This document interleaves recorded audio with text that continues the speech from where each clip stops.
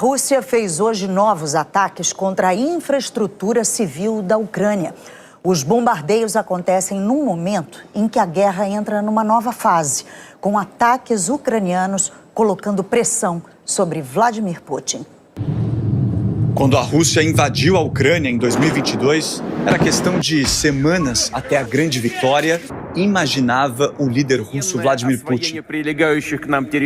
Hoje, mais de 4 anos depois, o cenário é diferente. A Ucrânia resiste com apoio da Europa e dos Estados Unidos e as tropas russas praticamente estacionaram.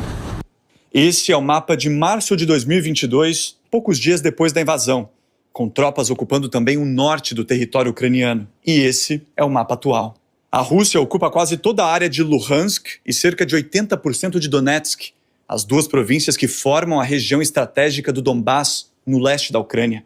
Ocupa ainda as regiões de Zaporíjia e Kherson, que formam um corredor até a Crimeia, que a Rússia invadiu em 2014. É uma guerra hoje estática do ponto de vista do fronte. A Rússia praticamente não consegue avançar na região do Donbass. Ela avança, mas é algo completamente incremental. São avanços de centenas de metros, de quilômetros, ao longo de meses.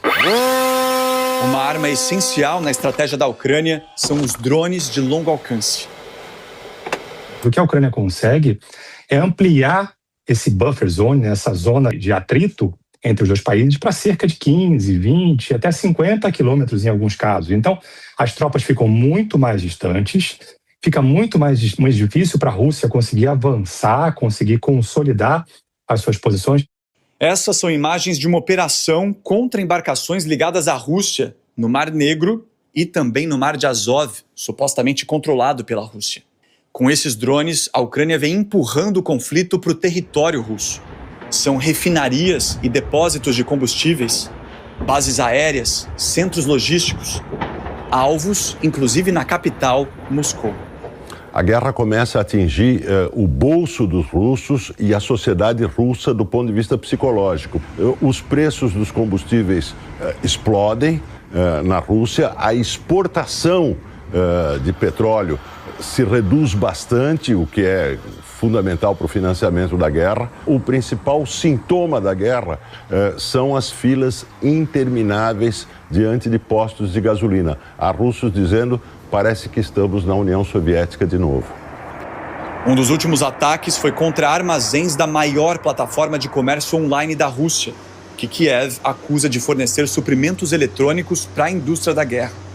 O que a Ucrânia quer fazer é tornar a guerra tão custosa para a Rússia, tão perceptível para a sociedade russa, a ponto de o governo entender que tem muito mais a perder mantendo o conflito do que sofrendo esses ataques na sua retaguarda, né? Então, quando a guerra se torna mais custosa para ambos os atores, a negociação ela é inevitável. São novos contornos dessa guerra, ainda sem plano de paz e com reflexos diretos na economia daqui da Europa. O novo governo britânico, que tomou posse ontem, reforçou apoio total à defesa da Ucrânia. Mas o conflito que antes parecia restrito a 2 países começa a dar sinais de uma possível expansão. A Rússia passou a atacar navios comerciais no Mar Negro, atingindo inclusive embarcações de outros países que estavam a caminho ou saindo da Ucrânia.